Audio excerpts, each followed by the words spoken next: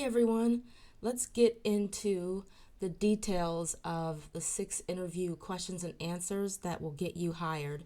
I did a couple of shorts on this, but I wanted to break it down and just kind of dig into it a little bit more to give you more context and understanding about why answering these questions a certain way is so important. But of course, use your best judgment, do a little research on your end as well. But I wanted to give you some ideas and give you a good start while you're on your job hunting journey.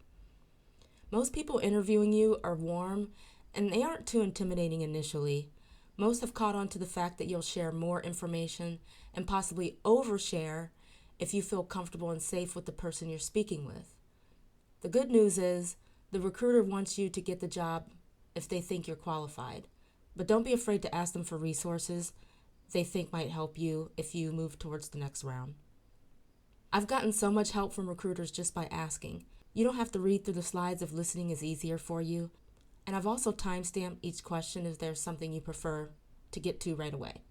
Tell me a little about yourself. Start an overview of your career without sounding exactly like your resume because they've already read that. The recruiter wants to hear the summary come from you and see how you communicate verbally. The more you speak, the more they learn about you through your storytelling and body language.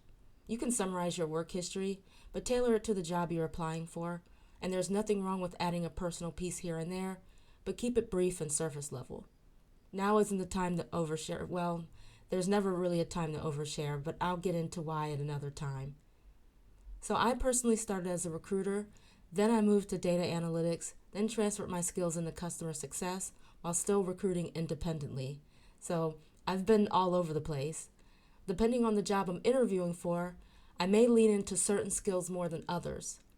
Here's an example of how I would answer a question if I was interviewing specifically for a customer success position.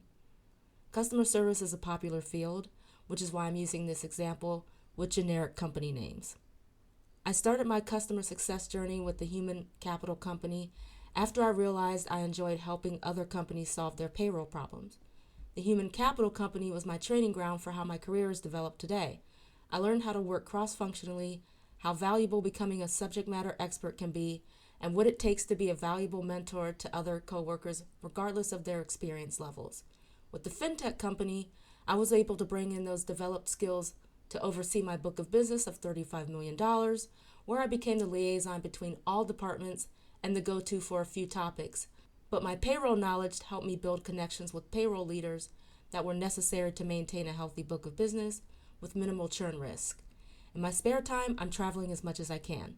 I remember years ago, a year or two out of college, a recruiter asked me this question, and I answered it, and then I freaked out, and I asked, "How are you? Tell me about yourself." And then I paused and I stared at the person because I knew I messed up. I knew it was dumb as soon as I said it, but the recruiter did indulge me. However, I didn't get a call back.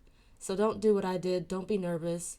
Just be natural and answer the question and leave it at that. Why did you leave your last company? Or why do you want to leave your current company? Others will tell you to say something about looking for growth opportunities, but this doesn't always fit, so be careful.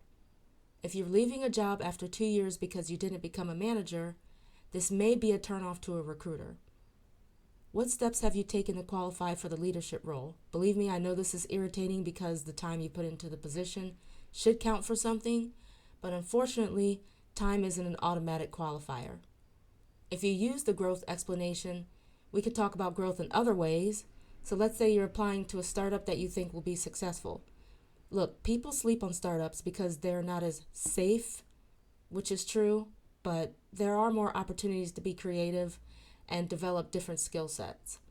I'll talk about one of my startup experiences in my Bad Managers series that I'm starting. It was the perfect startup example, and it would have been great if the owner wasn't so unhinged, but that's for another time. So here's an example of how to answer that question. I'm looking for the opportunity to wear a few hats in a growing organization and leverage my creativity and out-of-the-box thinking skills to come up with new ideas like automation or AI to eliminate some of the more mundane, everyday tasks we tend to run into. In your job description and in one of your previous newsletters, I noticed that you often host contests for your employees to see Who can come up with the most creative ideas to streamline a process? One of your employees came up with an idea to let your university students know their profiles will be updated as soon as they turn in their assignments, instead of users needing to anticipate the professor opening the file, which assures students that their assignments will be viewed by professors, giving students a peace of mind. That's a type of team I want to be a part of. Do you have any questions? Saying no, I don't have any questions at this time is a mistake. You're interviewing the company just as much as they're interviewing you. It's important to ask questions as if you're interviewing them, because it not only shows that you made an effort to research the company before you interviewed with them, but it also shows that you can't easily be bought. And depending on what questions you ask, this will be apparent. Now look, in this job market, most companies probably know everyone's not knocking down your door to interview you. Even the best of the best are getting no's left and right. That's just where we are right now. So it's all about being persistent, prepping those questions, and avoiding looking or sounding desperate. Everyone wants someone sought after. Think of the hottest movie stars and singers right now. They're everywhere, and it seems like you can't even hide in a corner to get away from them, because everyone wants them, so they get the most resources. So even if you're not sought after, act like you are. I avoid questions like, why do you like working for this company, unless you really care about the answer. That's a common follow-up question that recruiters have well rehearsed. Instead, do some research on the company and ask the real questions you want to know. Don't be afraid to ask about work-life balance or questions about carbon footprint if that's what interests you. For example, I interviewed with a company a few years ago that received funding from a venture capital firm, and I asked if the recruiter had any idea about how they planned on allocating those funds, because I didn't see much information in the press release. And I wanted to know because I wanted to see what was the most important to them. And I told the recruiter that. I was wondering, was it tech? Was it research and development? Hiring more people in their call center? More commercial space? What was the deal? If it's a question that's a little uncommon, don't be afraid to tell the recruiter why you're asking. The recruiter ended up following up with me and providing a high-level overview of what the capital will be used for. So try to tailor the questions to what you really want to know, but avoid asking them if there's anything that may keep you from getting the position. You also don't want to ask if they plan on interviewing other positions. They'll say yes anyway, so the question is pointless. Or if there's anything you can clarify. They'll tell you if they need clarification. You already qualify. That's why you're there. One of my favorite questions is, describe the ideal candidate for this role. It's another common question that recruiters probably have well rehearsed, but it gives you a straightforward answer of what you should be bringing to the table, and it helps you to prepare for the next round of interviews. Questions for recruiters and the people you'll be reporting to will be tailored differently. Try to have at least 7 questions ready to go for each round of interviews. You'll know which ones are most important to ask based on how the conversation flows. What are your salary requirements? I would personally push for all companies to add a salary range to job postings, even though I would get pushback. The reason why I was such an advocate for salary ranges is because we would receive responses from higher quality candidates. This should have been obvious, but I'll be real with you, depending on the position and the company, some talent teams still don't care about quality and would rather me omit the salary range, which is annoying. You would think they would all want quality candidates, but here we are. Even in New York City, NYC human rights law, and I'll add the link in the description, it requires employees to include a good faith pay range in all job advertisements. No one wants a lowball offer, and it's extremely insulting when you get one. So here's the law right here where you can see it. And like I said, I'll add the link in the description there. You may have heard it's best to avoid this question, but sometimes the question is unavoidable because they'll ask you on an application, and this is common in the medical field. If you don't see a requirement before an interview, that gives you more leverage. If you want to avoid initially answering this question, which I highly suggest if you can say something like, I only require that I'm fairly compensated based on my experience/skill level and the current market, and it appears that I check most of the boxes in the job description. You can also let them know you'll be happy to discuss it further once you connect with the other leaders throughout the interviewing process and learn more about the organization and the position. So just a little bit about me. I got a job with an $80,000 pay increase a few years ago, which was more than twice what I was originally making. And a couple things I learned from that experience was A, I was in a position where I was clearly underpaid for too long, which is why it's important to keep your head on a swivel and have your resume out there. And B, I acted like I belonged in that tax bracket and I wasn't afraid or intimidated. Even with the job market being as fickle as it is, people still are and need to hire. I see people getting jobs left and right on LinkedIn all the time, and they're no smarter than me or you. They just put in the effort to make it happen, and they ended up in the right place at the right time, which I think is probably more of the reason than anything. Timing is most important when it comes to so many things, but it's definitely most important when it comes to the job market. What made you apply to X company? For many of us, the real answer is, I want to pay my bills, get health insurance for my family, and take PTO and actually be able to afford to take the time off. Unfortunately, we can't say this, even though you and the company probably know the truth.